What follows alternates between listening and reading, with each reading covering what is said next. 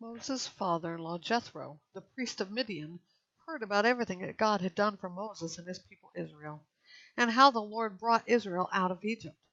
Now Jethro, Moses' father-in-law, had taken in Zipporah, Moses' wife, after he had sent her back, along with her 2 sons, one of whom was named Gershom, because Moses had said, I have been a foreigner in a foreign land, and the other Eleazar, because he had said, the God of my father was my helper and delivered me from Pharaoh's sword.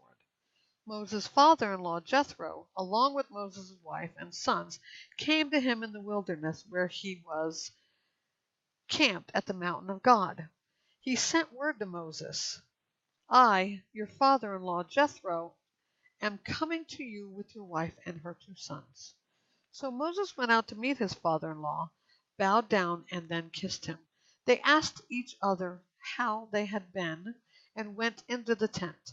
Moses recounted to his father-in-law all that the Lord had done to Pharaoh and the Egyptians for Israel's sake, all the hardships that had confronted them on the way, and how the Lord delivered them.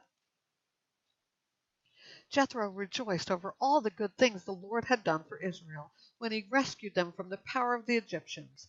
Praise the Lord, Jethro exclaimed, who rescued you from Pharaoh and the power of the Egyptians and snatched the people from the power of the Egyptians.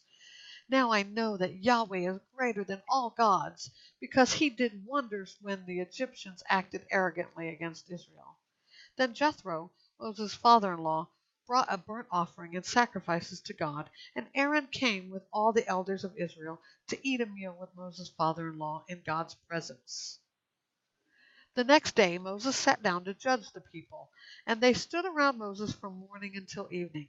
When Moses' father-in-law saw everything he was doing for them, he asked, What is this thing you're doing for the people? Why are you alone sitting as judge, while all the people stand around you from morning until evening? Moses replied to his father-in-law, Because the people come to me to inquire of God. Whenever they have a dispute, it comes to me, and I make a decision between one man and another. I teach them God's statutes and laws.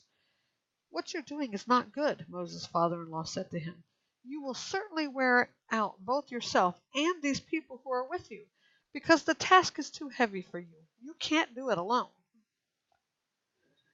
Now listen to me. I will give you some advice, and God be with you. You be the one to represent the people before God and bring their cases to him. Instruct them about the statutes and laws and teach them the way to live and what they must do.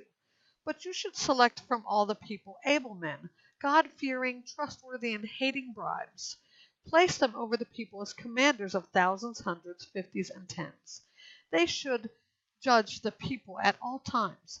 Then they can bring you every important case, but judge every minor case themselves.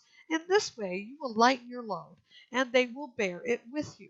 If you do this, and God so directs you, you will be able to endure, and all these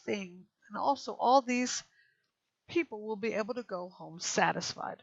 Moses listened to his father-in-law and did everything he said. So Moses chose able men from all Israel and made them leaders over the people as commanders of thousands, hundreds, fifties, and tens. They judged all the people at all times. They would bring the hard cases to Moses, but they would judge every minor case themselves. Then Moses said goodbye to his father-in-law, and he journeyed to his own land.